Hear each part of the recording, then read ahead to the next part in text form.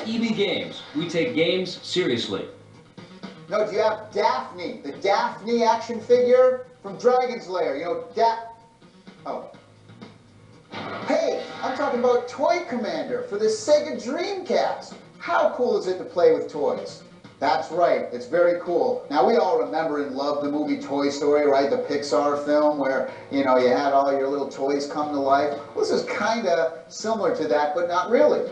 Now, the great thing is that the graphics were really, really colorful and vibrant. I mean, obviously, you know, you're in like bedrooms and things like that. The action was really fun. The frame rate was really good. They had all sorts of missions you go on. It wasn't just, you know, flying around and killing things, but you had to do like other things as well. And you could pick up health and, you know, repair your toys and stuff. Look at the cover. The cover just gets good marks because it's so, you're killing a teddy bear. That's awful. I can't believe I just noticed that. You know, blowing up a teddy bear. That's not very nice.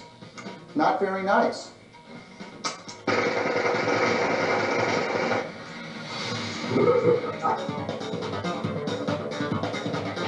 Today on Versus, we're going to take a look at two soccer games for the PlayStation 2. We've got World Tour Soccer 2005 from Sony versus Winning 11-7 International from Konami.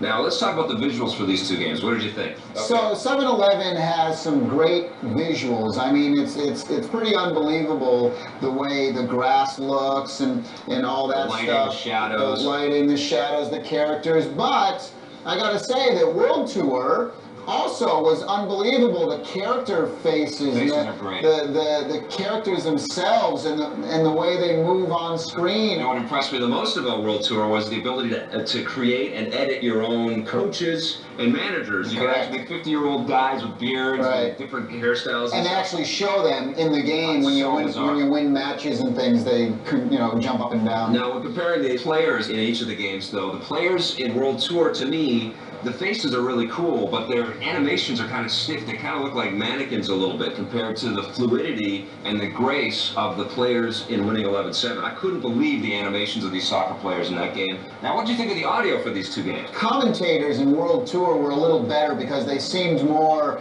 natural, and the guys in Winning 11-7 seemed a little more stiff and read off paper. But then what's great about Winning 11 is that they had like the whistling sound, you know, that awesome. The crowds sound when they're doing that. But the crowds are better in World Tour because they do all the chants and they do all the country chants and all those chanting more realistic. I was a little disappointed that neither game had surround sound, though. They're both stereo. If I had to choose audio that I enjoyed more out of the two games, it would be for Winning 11-7. I would once again give them a tie. I like certain elements of both games, but none jumped out at me.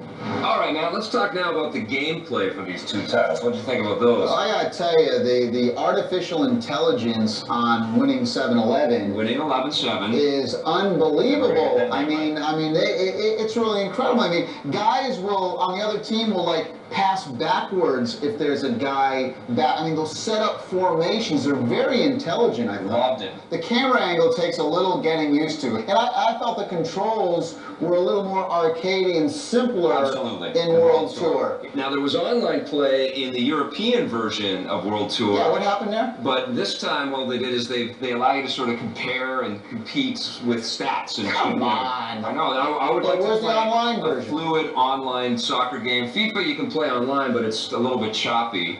There's no question in my mind. Winning 11 has a much tighter gameplay. I agree because of the artificial intelligence on the other teams is just phenomenal, and it's all about competition. So overall, then, which soccer game did you like better for the PS2? I think Winning 11-7 is a more in-depth game. It has a better presentation overall. I got to go with that one. I'm all over Winning 11-7. Great game. I really enjoyed the World Tour soccer game as well, but Winning 11 is beautiful. I even liked it better than EA's FIFA.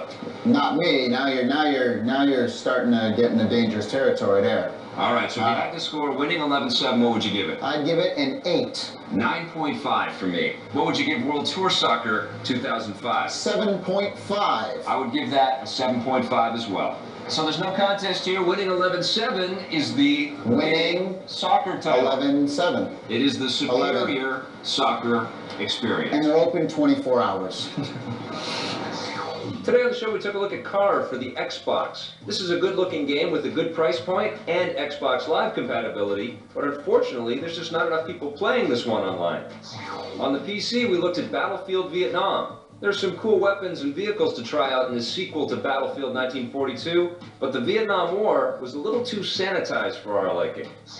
On the GameCube we looked at Bomberman Jetters. This one features some pretty fun single-player gameplay as well as some awesome multiplayer options. Tommy hated pretty much everything about this one.